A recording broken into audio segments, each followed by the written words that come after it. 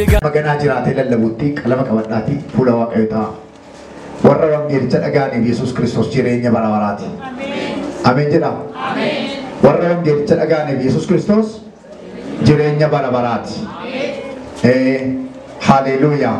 Ulfinni waaqayyoo, ayyaanni waaqayyoo, harki waaqayyoo warra isa dhaga'anitti galgala kanan dubbata. Haleluuyaa. Yes, haleluuyaa. Warra isa dhaga'anitti warra isa irraa baratanitti gooftaan keenya galgala kan akka dubbatu nan amana. Nan dubbisa maqaa gooftaa Yesuus Roomaa boqonnaa 11 lakkoofsa 28 irraa. Wangeela tuffachuu isaaniitiin Yihuudoonni sababii keessaniif jedhanii akka diina waaqayyootti ilaalamu.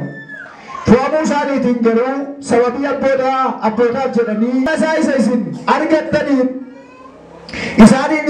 isaanis araara argachuudhaaf amma waaqayyoof abboomamuu didan waaqayyo sanyii nama hundumaaf araara kennuuf jedhee namoota hundumaa abboomamuu diduu jalatti boojisiisa jedha. What is this? Maal jechuudha?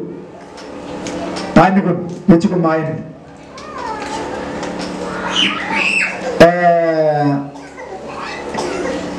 Yeroo dubbisa isaa laaltanii eetiksiin asii fakkaata. Garuu akkas miti. Eetiksiinuma mataa isaa eeggate qaba.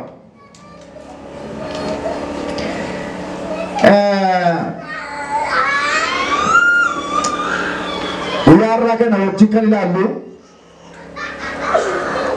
wangeelli jireenyaa kan jedhuun isinumattuma waan marra keessa jiru waanuma dhiyoo jiru tokko. Wangeelli jireenyaa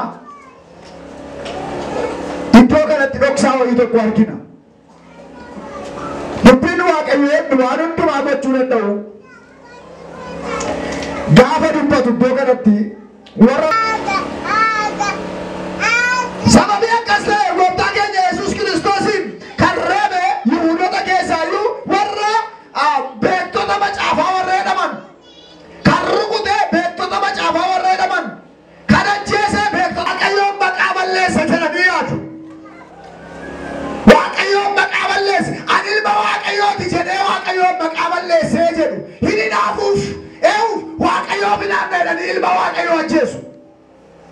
Yeroo yaadan waaqayyoo binaafaa jiru, yeroo yaadan waaqayyoo falmaa jiru, yeroo yaadan waaqayyoo dubbachaa jiru, yeroo yaadan waaqayyoo lolaa jiru.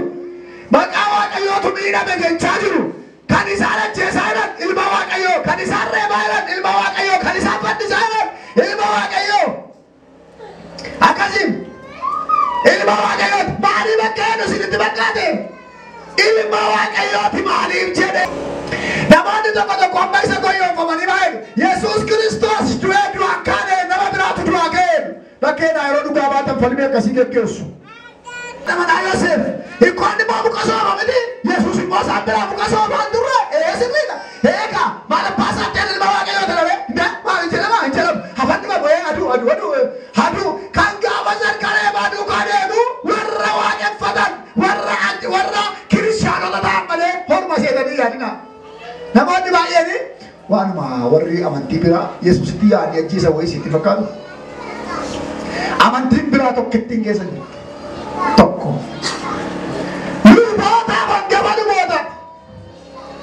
Mootummaatti akka hin baqannee fi Heroodis bira dhaqanii Israa'eliin bulcha jedheeran. Fakkeenyaaf saba garbummaa jala jiruudha. Impaayera warra Roomaatiin gadi hacuucamanii jiraatu waan ta'eef mootii warra Roomaa bira dhaqanii hiikoo Israa'eliin cabsee busheedhe. Impaayera keessa cabsuu barbaada jedhan hindee mootummaa keenya diigumatti namittiin kun immoo bilisa baasuu jetti Israa'eliin jedha inni.